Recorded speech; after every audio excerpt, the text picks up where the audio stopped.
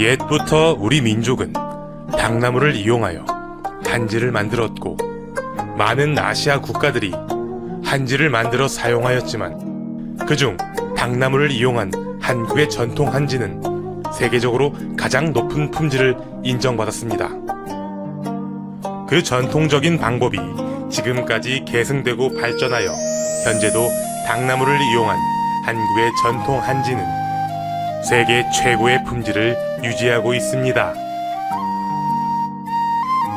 세계적으로 탁월하다고 알려진 한국의 전통 한지는 생활 전반에 두루 사용되고 있습니다.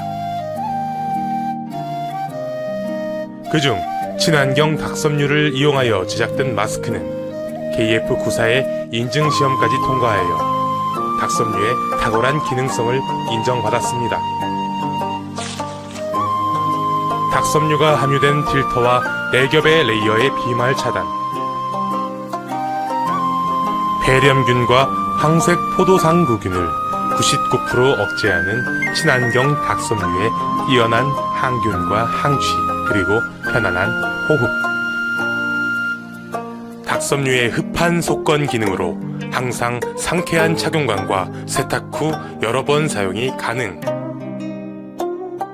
세계적으로 인정받는 K닭의 수많은 인증서들이 그 성능을 증명합니다. 친환경 당나무를 이용한 과거와 현대의 기술력이 합쳐진 세계 최고의 대한민국 닭섬유의 기술력.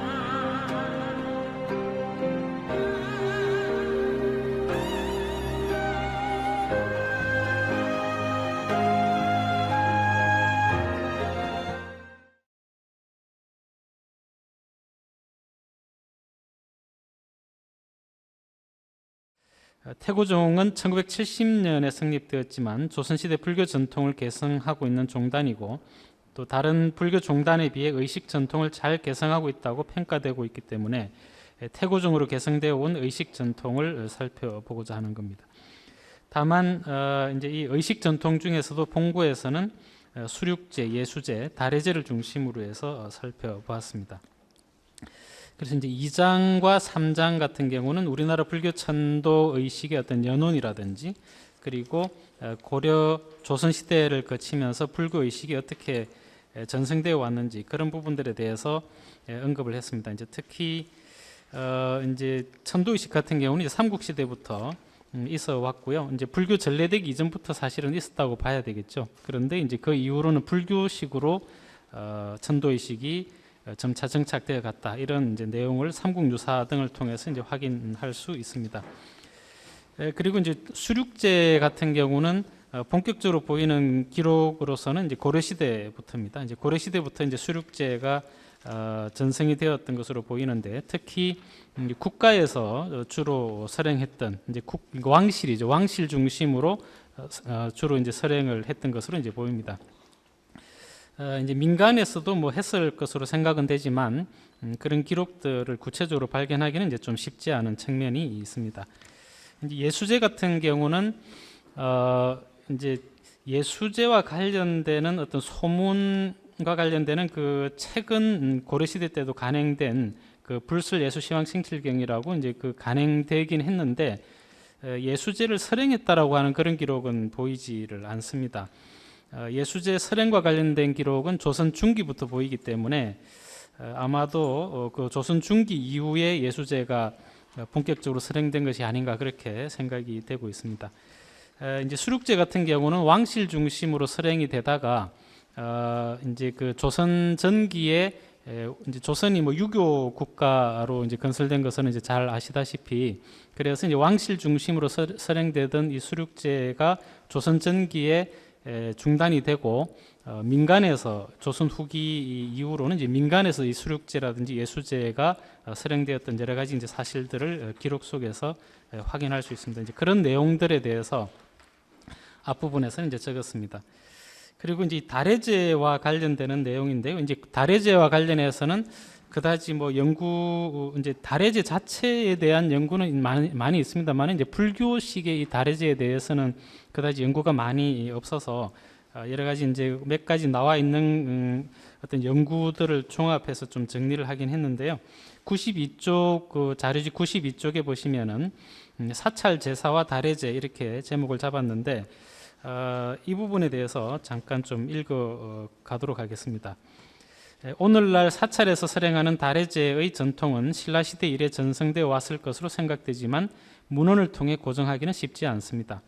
예로부터 춘추 다래제가 설행되는 3월 삼진날과 중양절에 사찰에서 수륙제나 예수제를 설행해왔고 또 종사의 생일이나 기일에 다래제를 설행해왔던 것으로 볼 때 그 헌공의식의 정신은 고대로부터 이어져 왔을 것입니다. 하지만 망자를 위해 지내는 제사의식은 고려시대 문헌에서부터 확인이 됩니다. 고려시대의 이제 그 문헌에서 사찰에서 어떤 제사의식, 그 조사를 위해서라든지 또 임금을 위해서 이제 지냈던 제사의식과 관련되는 문헌들이 보이는데 대각국서 의천의 어떤 그 문집에 보면은 제문왕문이라든지 또 제경덕국사문이라든지 이런 어떤 글들을 통해서 그러니까 이제 제문이지 않습니까? 이런 글들을 통해서 역대 종사뿐만 아니라 임금의 제문을 찬술했고 또 그런 그 제사를 지냈던 흔적을 확인할 수 있습니다.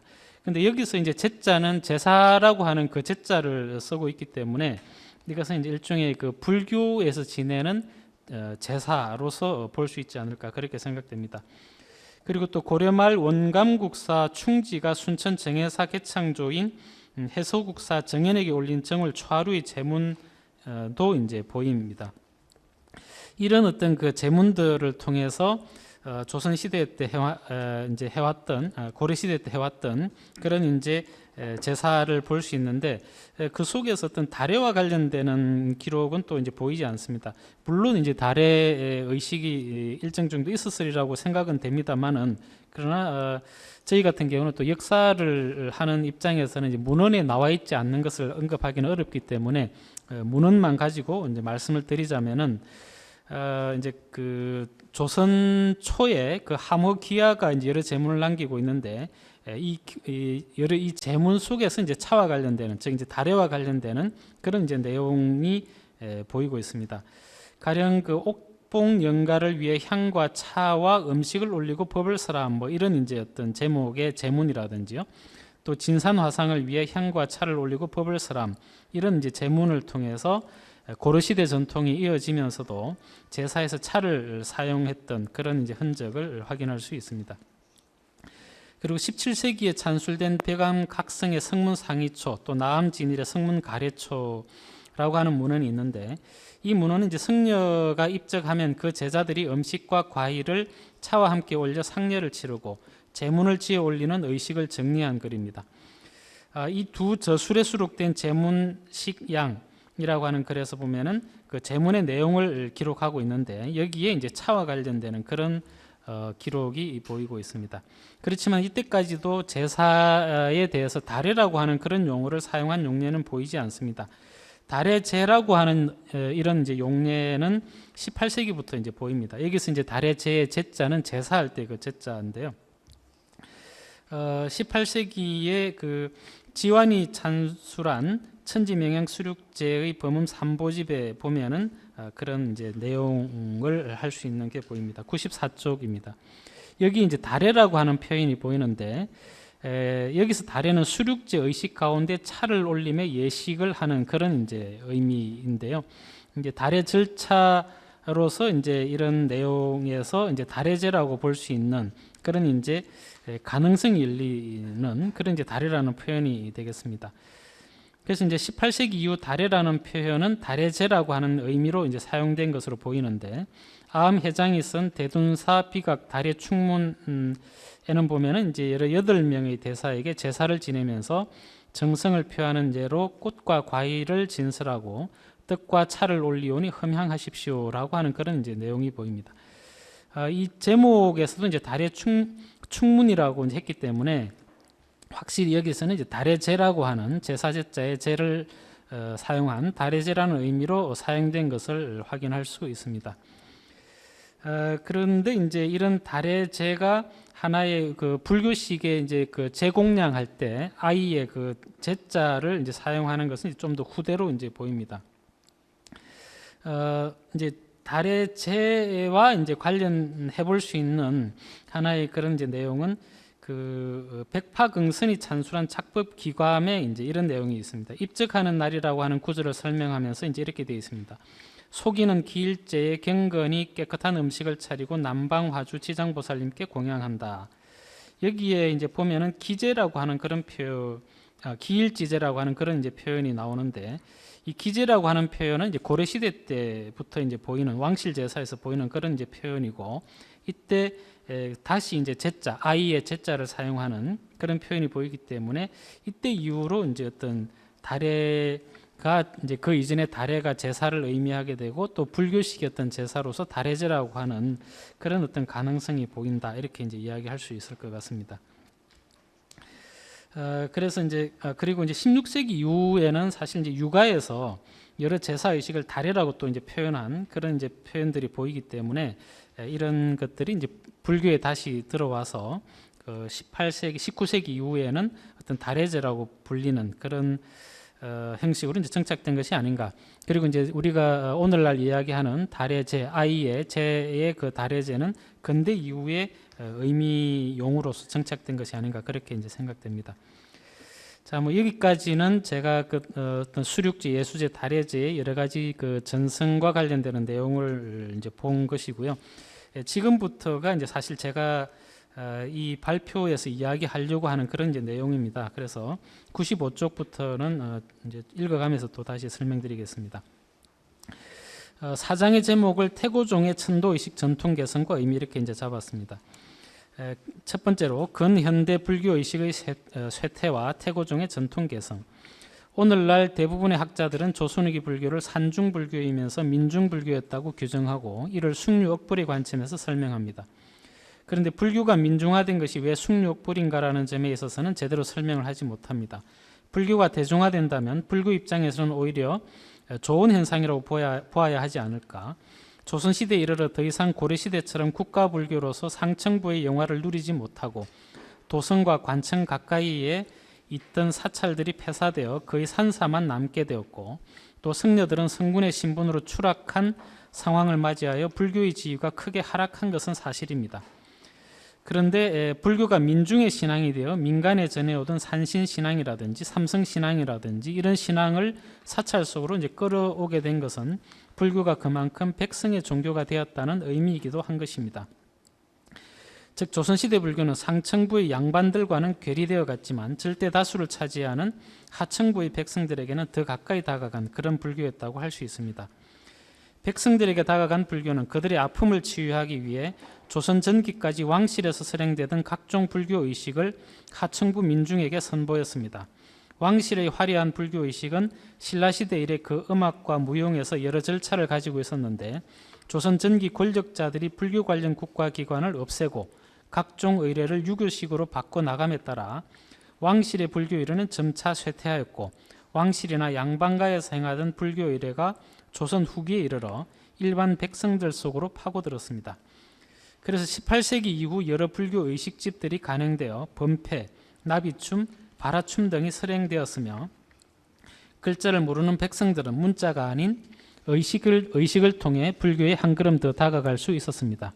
학자에 따라서는 이를 예능적 불교일이라고 표현하기도 합니다. 그렇지만 이제 이런 의식을 통해서 이제 사찰을 경영하는데 도움이 되어서 부처님의 해명을 이어왔던 것이라고 이제 생각됩니다. 그런데 1911년 일제에 의해 사찰령이 반포되고 이듬해에 각 본말사법이 제정되면서 불교 의식이 쇠퇴의 길로 접어듭니다. 각 본말사법 제7장의 법식 조항에 보면은 법식 작법은 삼가 종래에 거행한 청규를 따른다. 다만 화청, 고무, 나무, 작법무 등은 일체 폐지한다라고 이제 되어 있습니다. 그래서 이제 의식에서 무용을 모두 폐지하도록 그 각 본말사법에서는 이제 규정하도록 하고 있습니다. 그렇다고 해서 이제 수백 년 동안 이어온 의식이 한꺼번에 없어질 리는 없었겠지만 각 본말사법 제정 이후에 불교 의식의 간소화가 진행되어서는 부정하기 어려울 것입니다. 당시 불교계에서 개혁을 주장하던 이들 역시 대체로 복잡한 불교 의식에 대해서 비판적이었습니다. 그 대표적인 인물이 만해 한용운이었습니다. 한용운은 조선불교 유신론을 통해서 불가의 각종 의식이라고 하는 글에서 간단히 간소화할 것을 그렇게 이제 주장을 합니다. 97쪽입니다. 범패, 작법 등 제공 의식과 대령 시식 등 제사 예절은 번잡하고 비열해서 말할 가치도 없으며 그 나머지 조석 예불이나 연불 등 평소의 의식도 진정성을 잃었으므로 모두 없애고 하나의 간결한 의식을 행하자라고 이제 만해 한용운 스님은 주장을 했습니다. 그야말로 의식 폐지론 또는 의식 간소화론이라고 할 만합니다. 그렇지만 이 만해 한용운 스님은 1931년 불자필람을 간행하는데 이제 또 후원을 했기 때문에 아마도 후대에는 좀 생각이 바뀐 것이 아닌가 그렇게 이제 생각됩니다. 이 각 본말사법의 효력은 얼마 지나지 않아서 이제 효과를 발휘했던 것 같습니다. 당시 이제 불교학자였던 이능화 같은 경우는 이에 대해서 여러 가지 한탄하는 그런 이제 글들을 싣고 있는데요. 서울의 범패하는 승려들은 선원이나 강원에서 공부하지 않고 10년 동안 범패를 공부하여 의식이 있을 때 화청 고무하는데 각 본말사법 제정 이후 모두 폐지되었고 따라서 어산도 흩어지게 되었다고 이제 한탄하고 있습니다. 98쪽 인용문 밑에부터 보겠습니다. 어산의 배움이 쇠퇴하여 재의식을 하는 승려들이 절차를 다 밟지 않고 임기응변으로 하는 권정례를 한다고 아쉬움을 토로하면서 의식은 종교 성쇠의 관건이므로 30본산에서 관심을 기울여 전통을 되살려야 한다라고 이제 주장을 하고 있습니다. 그런데 이제 또 당시 그 서광사 성녀였던 박성주라고 하는 스님은 의식에 대해서 이제 또 굉장히 비판하는 그런 글을 이제 불교라고 하는 잡지에 이제 싣고 있습니다. 99쪽입니다. 이 박성주 스님은 범엄은 신성한 음악이라 하여 유지시키되 징이나 발화 등의 기구를 사용하는 의식은 난잡하고 비루함으로 없애야 한다고 주장했습니다. 이러한 불교의식 개혁에 대한 갑론을박 속에 1931년에 불자 필람이 편찬되고 또 1935년에는 이를 정부해서 안진호 스님이 성문의범을 간행했습니다. 아마도 이제 당시 성녀들이 불교의식의 간소화보다는 각종 의식을 정리하는 데 암묵적 합의를 보았기 때문에 이런 책이 나온 것이 아닌가 그렇게 이제 생각됩니다. 그 서문에서 권상로는 다음과 같이 이야기합니다. 지역에 따라 다양한 의식이 있는데 집안문, 자기문, 범음집, 작법기감, 요집 이 모든 의식을 이제 편집한 것이 이제 이 성문의범이라는 거죠. 그래서 이제 그 옛문에는 없던 것이 지금 문헌에 있는 것도 이제 많은 그런 병통으로 여기고 있었기 때문에 성문의범을 편찬하게 되었다. 이런 이제 글들을 이야기하고 있습니다. 그런데 이제 해방 후에 이제 불교 교단에서는 이제 독신 수행성과 교화성의 분규가 이제 발생합니다. 제가 여기서 이제 독신 수행성과 교화성이라고 이렇게 이제 표현을 했는데 그 각주 59분에 보시면은 59분의 내용을 잠깐 읽어보겠습니다. 1954년 10월 9일 결혼을 불허하는 성녀와 허용하는 성녀 대표 각 5명이 회동하였는데 결혼을 불허하는 측에서는 비구성, 후법성으로 호칭을 하자 이렇게 주장을 하고 결혼을 허용하는 측에서는 수행성, 교화성으로 호칭을 하자고 이제 주장을 했지만 서로 이제 결렬이 되었습니다. 이게 이제 당시 신문에 나오는 내용인데요. 그 이제 결국 이게 이제 결렬이 되고 이제 지금의 조계종 쪽에서는 이제 비구대처라고 하는 그런 용어를 이제 계속 지금까지 써 왔습니다. 근데 이제 그런 용어보다는 뭐 저는 개인적으로 수행성과 교화성이 좋은 것 같지만 그보다는 앞에 이제 독신자를 붙여주는 게 좋겠다 싶어서 우선 제 나름대로 이제 독신 수행성과 교화성이라고 지금 이런 용어를 사용해봤습니다. 당시 성철 스님을 비롯해서 이제 독신 수행성 중심의 총림 건설과 또 결사 운동이 일어났고 또 한국 전쟁 이후에는 1954년에 이승만 대통령이 결혼을 허용하는 교화성에게 외색 불교의 프레임을 씌워서 이제 사찰에서 나가도록 유시를 내렸습니다. 그래서 교단은 이제 크게 분열이 됐죠. 이후 독신 수행성과 교화성에게 전통 불교와 외색 불교, 즉 반일과 친일의 프레임이 더 씌워졌습니다. 이런 이제 이분법적 프레임은 이제 그 밑에 보시는 표와 같은 그런 이제 프레임이었습니다. 해방 후 한국 불교의 주류를 형성해온 독신 수행성이 교화성에게 더 씌운 위의 이분법적 프레임은 어느 정도 성공한 것으로 보입니다. 결혼의 불허와 허용이 반일과 친일의 기준이 될 수 없음은 일제 강점기 대표적 불교 독립운동가 한용운이 성녀의 결혼 허용을 주장했던 데서 분명히 드러남에도 불구하고 수십 년간 한국 불교계에 정착되어 온 이러한 이분법적 프레임은 옳고 그름을 떠나 대중 속에 고착화되었고 교화성은 그 프레임을 깨뜨리지 못해 실패한 것 같습니다. 그러나 일제강점기 불교를 지켜내기 위한 또 다른 선택으로서 결혼을 했던 성녀가 있기 때문에 그들 모두를 외색 불교로 간주하는 것은 편협한 비난이라고 생각됩니다. 1962년 독신 수행성과 교화성의 통합종단으로 대한불교 조계종이 성립되었지만 70년에 교화성이 별도로 한국불교 태고종을 창종함으로써 교단은 독신 수행성과 교화성으로 분열되었습니다. 101쪽부터 보겠습니다. 태고종은 고려말 태고 보호의 법포를 종명으로 사용함으로써 태고의 종지를 분명히 하였습니다. 그런데 태고종의 종조인 태고의 법통설이 조선 후기에 성립된 것이라는 점에 주목할 필요가 있습니다. 주지하다시피 임진왜란 때 도총섭이었던 청어휴정 스님 입적 이후 불교계는 청어휴정의 법통을 세우는 과정에서 나홍법통설과 태고법통설로 논쟁을 벌였고 결국 태고법통설을 공인하였습니다. 그 이후 태고법통설이 확립되었던 겁니다. 그렇다면 태고종의 종지는 태고 보호의 사상을 개성하는 측면도 있겠지만 태고법통설이 공인된 조선 후기 불교계의 상황을 간과해서는 안 될 것입니다. 태고종의 종명과 그 창종의 과정에서 알 수 있듯이 태고종의 가장 큰 특징은 조선 후기 불교 의식 전통의 개성에 있다고 할 수 있습니다. 조선 후기 불교 전통의 특징은 사상적으로는 선교 연불의 일치이고 또 수행적으로는 선교 연불을 동시에 수행하는 산문 수행입니다. 이러한 사상과 수행의 전통은 조계종과 태고종이 모두 계승해오고 있지만 의식 전통만큼은 거의 대부분 태고종에서 전승해왔다고 할 수 있습니다. 교단 분규 이후 한국 불교를 대표한 조계종은 선을 종지로 표방하며 각종 의식을 통일화 내지 단순화시킴으로써 전통 의식의 전승에 소극적이었지만 이에 비해 태고종 사찰에서는 전통적인 각종 의식을 지켜왔고 결과적으로 조선시대 이래 전승되어 온 불교 전통 문화의 계승자로 자부할 수 있게 되었습니다. 자, 그래서 이제 이런 태고종을 중심으로 볼 때 천도의식의 그 무형문화재 지정된 상황을 보면은 우선 이제 지정된 문화재를 보면은 이제 영산재, 수륙재, 예수재가 이제 대표적인데요. 영산재 같은 경우는 1973년 11월 봉원사 영산재가 국가무형문화재 제50호로 이제 지정이 되었습니다. 그 이후 1993년 4월에 통도사와 범어사를 중심으로 전래되어 온 부산 영산재가 부산 무형문화재로 이제 지정이 되었습니다. 그리고 2002년 2월에 불모산 영산재, 그리고 2008년 2월에 내포 영산대제, 2014년 7월에 광주 영산재가 문화재로 지방 문화재로 이제 지정이 됐고요. 그리고 2002년 5월에는 이제 제주 불교 의식이 제주 지방문화재로 지정이 되었습니다.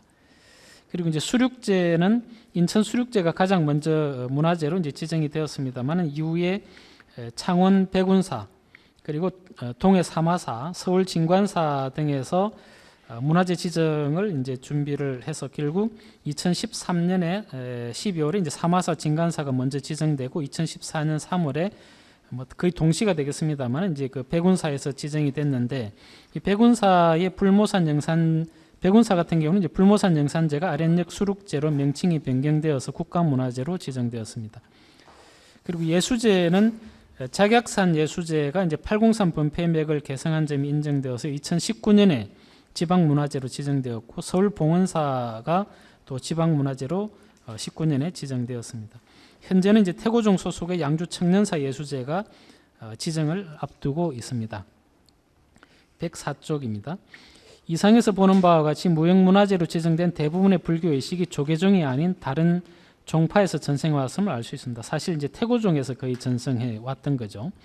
그래서 이제 조선 시대 이래 이어온 불교 의식 전통은 태고종에서 그 원형을 개성하고 있다 이렇게 이야기할 수 있겠습니다. 다래제 같은 경우는 현재 문화재로 지정된 사례는 없습니다만은 이 다래제는 대체로 3월 삼진날과 중양절에 봉행하는 춘추 다래제와 또 종사의 생일이나 기일에 봉행하는 조사 다래제가 있습니다. 태고종 같은 경우에 대표적으로 태고사에서는 원정국사 태고보의 다래제 그리고 서남사에서는 대각국사 의천의 다래제가 그 예로부터 이어져서 지금도 계속 이어지고 있습니다. 자, 그러면 맺은말을 읽고 마치는 것으로 그렇게 하겠습니다. 이상에서 불교 천도 의식의 연원과 역사 그리고 태고종의 불교 천도 의식 전통 개성이 가지는 의미와 무형문화재로 지정된 천도 의식을 살펴보았습니다. 천도 의식에는 영산제, 수륙제, 예수제, 49제, 다래제 등이 있지만 본구에서는 수륙제, 예수제, 다래제를 중심으로 살펴보았습니다.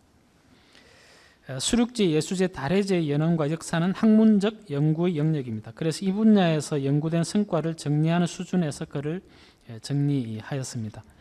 그래서 삼국시대로부터 근대 시기까지 그런 내용을 이제 정리를 했고요. 이러한 천도 의식의 무형문화재로 지정된 것으로는 영산제, 수륙제, 예수제가 있습니다. 영산제는 이제 국가 무형문화재가 1건, 지방 무형문화재가 4건, 수륙제는 국가 3건, 지방 1건, 예수제는 지방 2건 이렇게 있습니다. 이런 것을 이제 다 보면은 국가 무형문화재 4건, 지방 무형문화재가 이제 9건인데 이 조계종과 관련된 무형문화재는 한 3건 정도고 나머지는 거의 대부분이 이제 그 태고종에서 이어온 그런 전통을 문화재로 지정한 것이라는 걸 알 수 있습니다. 해방 이후 교단 분규를 겪으며 한국불교 전통종단으로서 조계종과 태고종이 성립되었습니다. 교단 분규의 원인은 성녀의 결혼 허용과 불허였는데 결혼을 불허하는 성녀들이 스스로를 비구라 칭하고 결혼 허용을 주장하는 성녀들을 대처라고 부르고 친일, 외석불교라고 비판하면서 갈등이 고조되었습니다. 그러나 주지하다시피 독립운동가였던 만해 한용운도 불교 개혁을 위해 성녀 결혼을 주장한 바 있습니다. 일제강점기 많은 지식인 성녀들은 결혼 허용이 불교 근대화의 길이라고 생각했던 것입니다. 결혼의 허용과 불허가 친일, 외색불교와 반일 전통불교의 기준이 아니면 자명합니다. 그럼에도 불구하고 그러한 이분법적 프레임에서 지금까지 불교계는 헤어나지 못하고 있습니다. 1954년 결혼 허용 성녀와 불허 성녀의 대표자가 만나 용어 사용 문제에 대해 논의했을 때 결혼 허용 성녀 측에서 비구 대처가 아닌 수행성 교화성의 용어를 제시한 바 있습니다. 하지만 이 용어는 받아들여지지 않았습니다. 교화성의 중단인 태고종은 독신 수행성이 주장했던 전통 불교를 제대로 지켜오지 못했던 불교 전통 의식을 개성해 왔습니다. 조계종은 선불교를 지향하면서 불교 전통 의식의 개성에 소극적이었습니다. 그에 비해서 태고종은 교단 분규 과정에서 온갖 굴욕을 겪으면서도 불교 의식 전통을 개성해 왔습니다. 태고종이라는 종명은 고려말 태고 보우의 사상을 개성한다는 측면도 있지만 조선 후기 태고법통설의 성립에 기인한 것이라는 점에 유의할 필요가 있다고 생각됩니다. 조선 후기 태고 법통설이 아니라 나홍 법통설이 공인되었다면 지금의 태고종은 나홍종이라고 부르지 않았을까 생각됩니다. 이렇게 본다면 태고종의 종명에서 이해되어야 할 또 하나의 의미는 조선 후기 불교 전통의 개성이라는 점입니다. 조선 후기 불교의 사상, 수행, 의식 전통에서 사상과 수행은 물론이거니와 특히 불교 의식 전통의 진정한 개성자로서 태고종은 재평가될 필요가 있다고 생각됩니다. 이상 발표를 마치겠습니다. 감사합니다.